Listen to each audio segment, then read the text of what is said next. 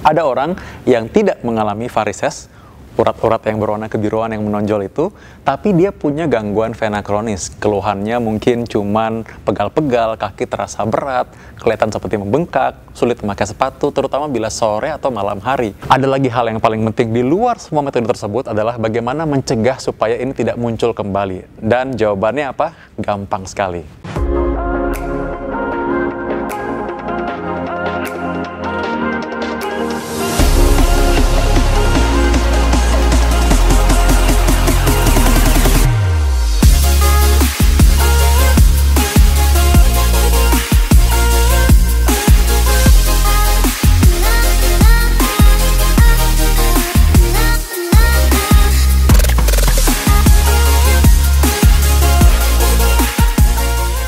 Dalam video sebelumnya kita sudah membahas mengenai gangguan vena kronis yang bagi sebagian orang mengenal istilah varises.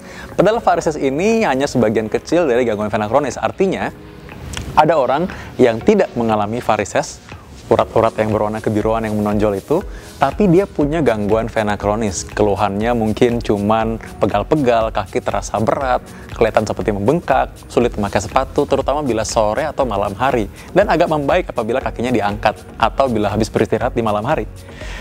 Nah, kita perlu tahu nih, sekarang bagaimana cara mengatasinya. Selain dengan olahraga, obat-obatan, ada juga cara dengan menggunakan ablasi vena. Zaman dahulu kala, orang mengobati atau mengatasi ini hanya dengan terapi konvensional. Bisa menggunakan stocking dan juga dengan pembedahan terbuka. Namun pembedahan terbuka lama-kelamaan ditinggalkan karena rasa nyeri dan juga bekas operasinya itu yang sangat kelihatan jelas terlihat. Nah, sekarang ada namanya teknologi dengan endovena. Dengan menggunakan lapisan yang kecil dalam plastik dan itu bisa masuk dalam pembuluh darah vena untuk menutup pembuluh darah vena yang mengalami kerusakan.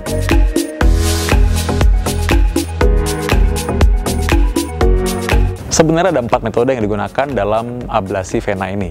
Yang pertama, radiofrekuensi.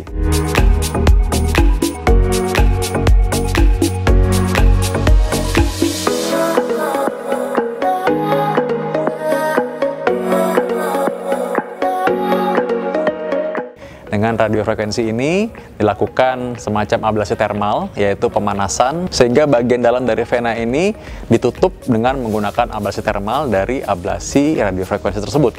Nah, akhirnya apa? Nanti pembuluh darah vena yang masih sehat akan mengambil alih fungsi pembuluh darah vena yang sudah rusak yang kita tutup itu. Jadi pembuluh darah vena yang sudah rusak tidak kita gunakan lagi. Yang berikutnya ada namanya dengan endovenous laser vena ablation.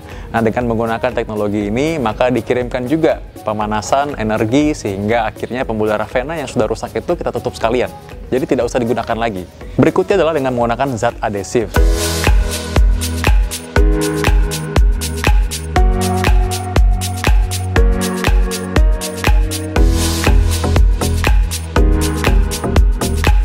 Zat adesif ini seperti lem, seperti glue, itu dengan menggunakan zat tertentu sehingga pembuluh darah vena yang tidak berfungsi lagi atau sudah rusak fungsinya itu ditutup. Nah, yang berikutnya lagi ada namanya dengan menggunakan MOCA.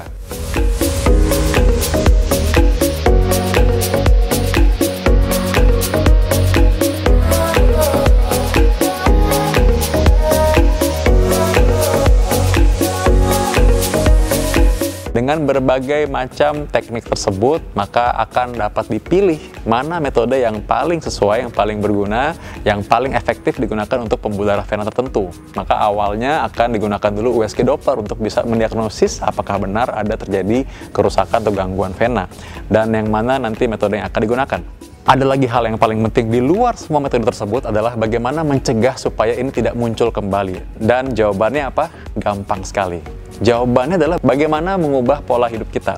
Karena apa yang terjadi apabila kita sudah menggunakan ablasi vena, namun orang masih obesitas, masih mager, malas gerak, maka akan kembali lagi tuh gangguan vena tersebut. Maka varises itu akan muncul lagi juga. Hal yang paling penting adalah setelah melakukan ablasi vena, maka seseorang harus mengubah pola hidupnya menjadi lebih sehat. Yaitu gimana caranya menurunkan berat badan sehingga menjadi ideal, ya, karena obesitas merupakan faktor di mana orang yang sudah ablasi vena sekalipun varisesnya muncul lagi nanti. Jadi karena itu banyak olahraga, terutama jalan kaki, jangan mager. Yang kedua, jangan rebahan terus.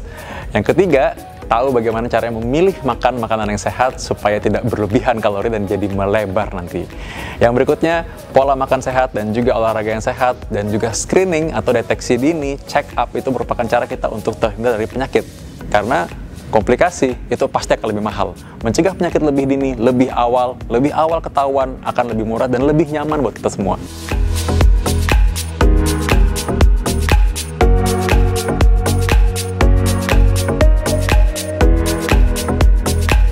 Akhir-akhir ini sebagian besar orang mungkin masih takut ke rumah sakit, padahal mereka perlu informasi kesehatan. Nah, karena itu saya akan membuat edukasi kesehatan mengenai keluhan, teknologi kesehatan yang terbaru, dan bagaimana cara kita mengobati penyakit yang mungkin muncul dengan cara konten-konten yang ada di YouTube ini. Anda boleh like, subscribe, dan juga Anda boleh bagikan kepada orang-orang karena ini pasti berguna buat mereka. See ya! Dapatkan informasi medis langsung dari Dr. Vito dengan subscribe channel YouTube ini. Anda juga bisa membagikan semua informasi berharga di sini dengan cara share ke teman-teman atau kenalan Anda.